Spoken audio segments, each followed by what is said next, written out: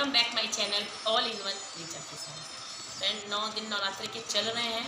हम आपको दुर्गा सप्तशती से रिलेटेड कुछ बताने के लिए यहाँ पे आए हैं और उसके साथ साथ एक बात और मैं आपसे शेयर करना चाहती हूँ कि आज का दिन जो है मेरी बेटी जो है उसका जन्मदिन है और आप लोगों से मेरी यही रिक्वेस्ट है कि आप उसको शुभाशीष दीजिए, उसको आशीर्वाद दीजिए, क्योंकि वो एक अगले नए पड़ाव पे जा रही है, तो आपका आशीर्वाद ज़रूर चाहिए। मैं जा रही हूँ, मिलिए मेरी बेटी से और उसको बताइए और बधाई दीजिए। ये देखिए, ये है मेरी बेटी अपर्णा जो आज 16 साल की कंप्लीट हो रही है। उसका 17वां साल में पदार्पण हो रहा है और ये नवरात्रि के दिन ही पैदा हुई थी और सप्तमी को पैदा हुई थी, काल रात्रि वाले दिन।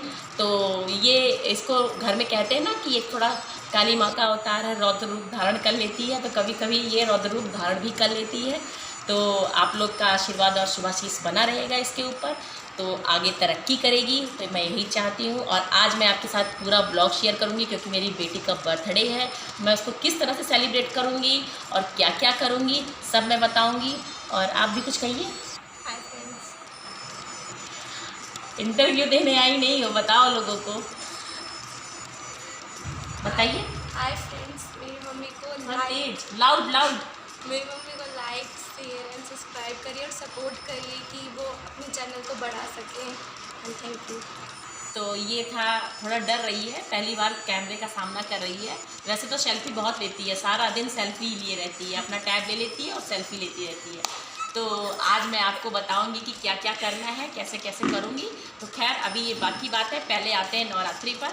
आज क्या है कि मैं दुर्गा सप्तशती का जो पाठ है उसके बारे में मैं आपको बताऊंगी कि उस पाठ को हमें कैसे करना है, क्योंकि कई बार ऐसा होता है लोग करते हैं मगर कन्फ्यूज़न रहता है कि कैसे करना है, ठीक से लोग कर नहीं पाते। मगर अगर प्रतिदिन लोग पाठ करते हैं तो इसका जो है पॉजिटिव एनर्जी इससे मिलती रहती है, क्योंकि ये जो पुस्तक है ये पुस्तक नहीं है, ये ज्ञान ज्योति है, ये जीवन ज्योति है। इससे मतलब ये ऐसी चीज़ है कि हम इसकी व्याख्या कर नहीं सकते। ये माँ का चरित्र का वर्णन है पूरा, इसमें मध्यम चरित्र है, सब कुछ दे रखा है, मगर आप लोग कुछ लोग नहीं कर पाते। तो ये बहुत सीधी साधारण पुस्तक है, हिंदी में अनुवाद भी है। ऐसा नहीं है आप संस्कृत में पढ़ना चाहें तो संस्कृत में पढ़ सकते हैं, हिंदी में पढ़ना चाहें तो हिंदी में भी पढ़ सकते हैं। तो मैं बताती हूँ उसको कैसे करना है। तो जब भी आप पुस्तक को देखते हैं या जब भी पुस्तक खोलें तो सबसे पहले माँ के रूप को ज़रूर आप ध्यान में रखें। माँ का रूप इतना सम्मोहित रूप है कि इसको आप अपने मन में रखेंगे ना तो आपकी जितने भी दुख तकलीफ़ें हैं वो अपने आप ख़त्म हो जाएंगी। तो माँ का ध्यान जरूर करिए, उसके बाद पुस्तक को खोलिए। जब हम पुस्तक खोलते हैं तो इसमें देखिए विषय सूची दी हुई है, इसमें सभी चीज़ें एक लाइन से दी हुई हैं। पर कभी कभी होता क्या है कि लोग इसके अकॉर्डिंग ना चल करके सोचते हैं, कभी किसी के पास जैसे टाइम होता है किसी के पास नहीं होता है, फिर भी आप कोशिश करिए कि कुछ चीज़ें हमेशा पढ़िए। जैसे कि मैं आपको बता रही हूँ, सब श्लोकी दुर्गा, इसको आप ज़रूर पढ़िए। फिर उसके बाद दुर्गा स्तोत्र सतनाम, इसका भी पाठ आप ज़रूर करिए। अगर आप इन दोनों का पाठ करते हैं और बाकी आप कोई पाठ नहीं कर पा रहे हैं तो उसके बाद आप क्या करिए, फिर ये आता है सिद्ध कुंजिका स्तोत्र, इसका पाठ आप करिए। अगर बीच में आप कीलक अर्गला का कवच का पाठ नहीं कर पाते हैं तो सीधे आप इसको कर सकते हैं। इसको क्या है कि इसको शिव जी के द्वारा ही रचा गया है ये। तो आप क्या करिए, इसको पढ़िए। इससे क्या होगा कि आप अगर पूरी पुस्तक नहीं पढ़ पाते तो इससे ही वो आपको सब एक तरह का ये मंत्र है ऐसा कि आप जो भी चीज़ करना चाहते हैं, जो भी चीज़ चाहते हैं वो आपको इससे मिल जाएगा। तो आप सिद्ध कुंजिका स्तोत्र जरूर करिए और उसके बाद माँ की क्षमा प्रार्थना करिए और साथ में आरती कर दीजिए। तो ये एक छोटा सा सिंपल सा पैटर्न है करने का, जो कभी कभी मैं भी कर लेती हूँ और जल्दबाजी में नहीं हो पाती कोई चीज़, जैसे हमें कहीं जाना है। वैसे भी जब कलश स्थापना करते हैं तो घर छोड़ के नहीं जाते, फिर भी अगर नहीं हो पाता तो आप इसको कर सकते हैं, सिद्ध कुंजिका स्तोत्र। और नहीं तो आप पूरी पुस्तक आप आराम से एक एक दिन में एक एक अध्याय पढ़िए। यहाँ पे देखिए ये पाठ विधि दी हुई है। पाठ विधि में सारी चीज़ें आपको बिल्कुल साफ अक्षरों में दी हुई हैं कि किस तरह से हमको आसन को शुद्ध करके आसन पे बैठना है, शुद्ध जल, पूजन सामग्री, दुर्गा सप्तशती का पुस्तक, ये सारी चीज़ें लेके बैठनी है। और धीरे धीरे सारी चीज़ों को ध्यान से पढ़ने के बाद हमको इन सब चीज़ों से ये पता चलता है कि हाँ हम क्या क्या चीज़ें किस तरीके से करें। दुर्गा सप्तशती के पृष्ठ नंबर 16 पे स्पष्ट रूप से कहा गया है कि जिसे एक दिन में पूरे पाठ का अवसर ना मिले वह एक दिन केवल मध्यम चरित्र का और दूसरे दिन शेष 2 चरित्र का पाठ करे। तो इस तरीके से हर दिन का दिया हुआ है कि जो लोग एक दिन में एक पाठ नहीं कर सकते वो किस तरीके से पूरे पाठ को कंप्लीट करें। ये देखिए पूरा दिया हुआ है, तो आप लोग इस तरीके से पाठ को कंप्लीट कर सकते हैं। पाठ करने के बाद आपसे मिलती हूँ। मैंने आपको एक छोटी सी जानकारी थी जो मुझे पता थी, जो मैं जानती थी, जो लोगों मेरे बड़े लोगों ने मुझे बताया वो मैं आपको बता रही हूँ। आप इस तरीके से दुर्गा सप्तशती का पाठ कर सकते हैं। तो मैं पाठ के बाद मिलती हूँ और फिर आपको आगे बताऊँगी कि मुझे और क्या क्या करना है। शाम हो चुकी है और शाम के लिए फलहारी बनाने जा रही हूँ। उसके लिए मैं जो चीज़ें बनाऊँगी वो मैं आपको बताऊँगी। और आज जो है अभी स्पेशल केक बनाना है क्योंकि फास्ट चल रहा है 9 दिन का और बेटी भी व्रत है और मैं भी फास्ट रखी हूँ, तो इसलिए मैं सब चीज़ों को देखते हुए मैं एक फलहारी वाला केक बनाऊँगी और आपसे शेयर करूँगी। अब मैं जो है बना रही हूँ आलू और नारियल का केक, जो कि व्रत है हम दोनों का, मेरा भी मेरी बेटी का भी, तो मैं उसी का इस्तेमाल करूँगी और मैं बताऊँगी कि मैं कैसे उसे बना रही हूँ। तो अब जो है बनाने के लिए नारियल लेंगे और नारियल को पहले कद्दूकस करेंगे। और कोशिश करें कि अगर नारियल को कद्दूकस करना है तो आप काला छिलका हटा लीजिए ऊपर का, फिर कद्दूकस करिए, तो उससे क्या है अलग ही एक टेक्सचर आएगा।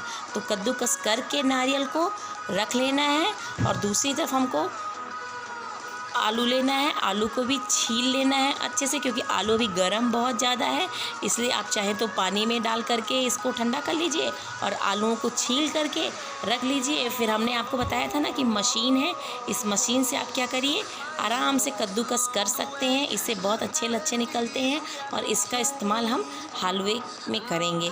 तो मैं इसी से पूरे आलू को पहले कद्दूकस कर ले रही हूँ। ये देखिए कद्दूकस मेरा हो रहा है। तो इसी तरह से जितने भी पोटैटो हैं सारे पोटैटो को मैं कद्दूकस कर लूँगी। तो ये मैंने कद्दूकस कर लिया है। अब इसके बाद इसका मैं घी में इसको थोड़ा सा भूजूंगी और गोल्डन ब्राउन होने तक इसको फ्राई करूँगी। और फ्राई करने के बाद इसमें डालूँगी दूध।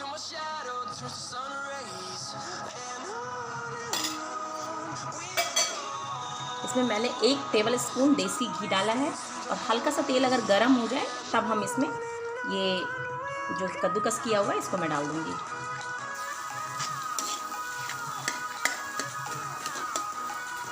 जब तक मैं ये आलू को भूज रही हूँ दूसरी तरफ मैं कस्टर्ड बनाऊँगी। कस्टर्ड हमको फलहारी वाला बनाना है, इसके लिए हम लेंगे साबूदाना। मैं आपको बता दे रही हूँ बहुत अच्छा कस्टर्ड बहुत टेस्टी बनता है, तो आप कोई भी साबूदाना ले लीजिए। ये मैं दिखा दे रही हूँ, ये है साबूदाना। इसको मैं मिक्सर ग्राइंडर में पीस लूँगी। अभी पीस के फिर इसका पाउडर बनाऊँगी, उसके बाद कस्टर्ड बनाऊँगी। ये देखिए मैंने इसका पाउडर बना लिया है, बहुत अच्छे से नहीं बनाया। अभी मैं क्या करूँगी इसको स्ट्रेनर से स्ट्रेन कर लूँगी। जो पाउडर होगा उसी का इस्तेमाल मैं कस्टर्ड के लिए करूँगी।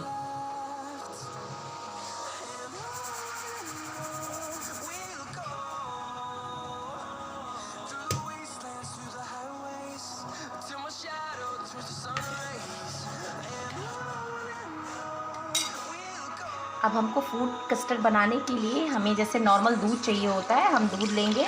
दूध लगभग 2 गिलास के आसपास लेंगे और इसको बॉईल करेंगे। अब ये नारियल जो हमने कद्दूकस किया था, इस नारियल से थोड़ा नारियल रख लेंगे कस्टर्ड के लिए और बाकी हम डाल देंगे इस हलवे में जो हमारा ये हम बना रहे हैं। ये आलू देखिए मेरा गोल्डन ब्राउन हो रहा है, थोड़ा सा और अभी इसको हम करेंगे, उसके बाद इसमें हम दूध डाल देंगे।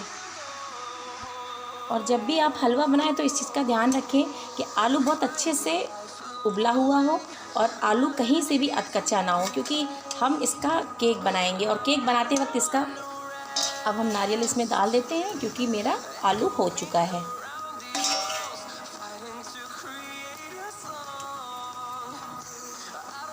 नारियल हमने डाल दिया। अब साथ के साथ इसमें जो हमने पाउडर बनाया था साबूदाने का उसको भी इसमें 2 चम्मच ऐड कर देंगे। ये हमने इसमें ऐड कर दिया है और इसको भी अच्छे से फ्राई करेंगे इसके साथ।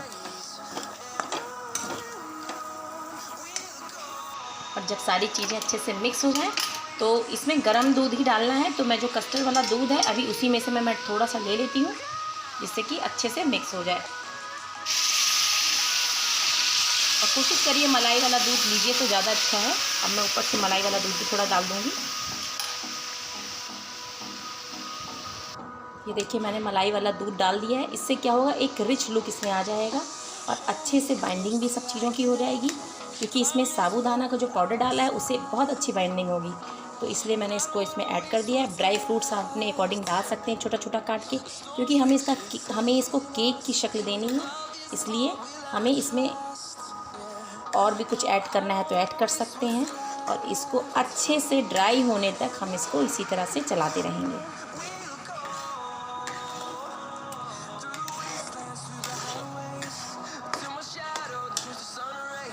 इधर हमारा कस्टर्ड वाला दूध भी रेडी है। इसमें हम क्या करेंगे, इसमें भी करीब 2 चम्मच हम इसमें कस्टर्ड के लिए साबूदाना का जो इस्तेमाल कर रहे थे वही चीज़ हम इसमें ऐड करेंगे। ये देखिए 2 चम्मच मैं इसमें डाल रही हूँ और बहुत ही टेस्टी आपका कस्टर्ड रेडी होगा। तो इसलिए आप इस तरह से कस्टर्ड को बना सकते हैं। अब आप चाहे फ्रूट कस्टर्ड खाएं या ड्राई फ्रूट कस्टर्ड खाएं, वो आपके ऊपर डिपेंड करता है कि आप उसको कैसे खाते हैं। ये देखिए अभी ये गाढ़ा होगा थोड़ा सा, और फिर इसके बाद इसमें थोड़ा केसर डाल देंगे जिससे कि रंग आ जाएगा।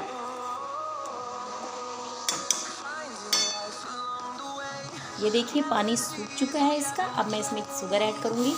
शुगर आप अपने टेस्ट के अकॉर्डिंग ही रखिए। और फिर इसको भी जब तक, क्योंकि अभी शुगर डालने से पानी छोड़ेगा, और पानी को क्या करना है, इसको भी बिल्कुल ड्राई करना है।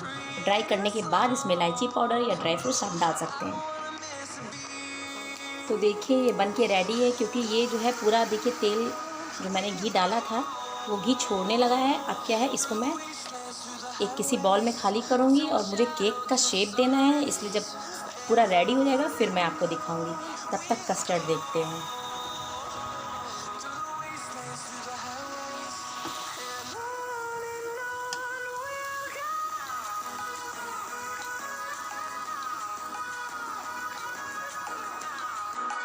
के साथ इसमें भी मैंने इलायची पाउडर डाल दिया है। अब मैं ये केसर वाला दूध भी इसमें डाल देती हूँ और इसको गैस बंद कर दूँगी, क्योंकि ये अब रेडी हो चुका है।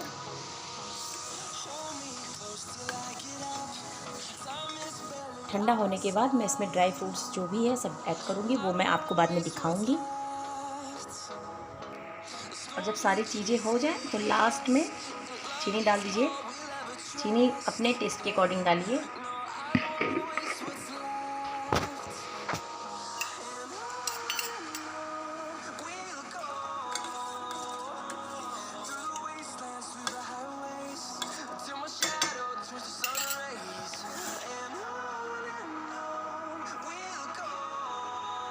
तो कस्टर्ड भी मेरा रेडी हो चुका है और मेरा हलवा भी लगभग थोड़ा बहुत ठंडा हो चुका है। मैं आपको दिखाती हूँ। जिस कटोरे में मुझे केक बनाना है उसमें मैंने नारियल का बुरादा डाल दिया है और फिर इस पेस्ट को मैं इस कटोरे में डाल दूँगी। इसमें मैंने डाल के इसको टैप टैप कर रही हूँ। अब ये हमारा कस्टर्ड ठंडा हो चुका है। अब हम इसमें अपने ड्राई फ्रूट्स डाल सकते हैं।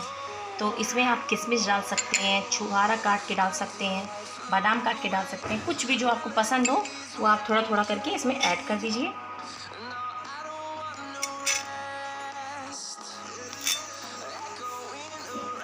ये पहले जाएगा राम दरबार में भोग लगने के लिए।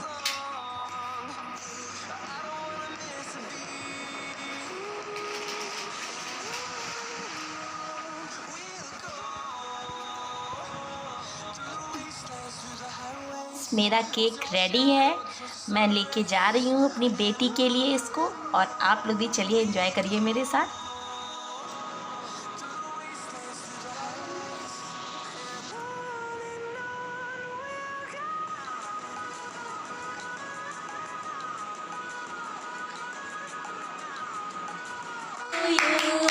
Happy birthday to you, happy birthday dear Apu, happy birthday to you.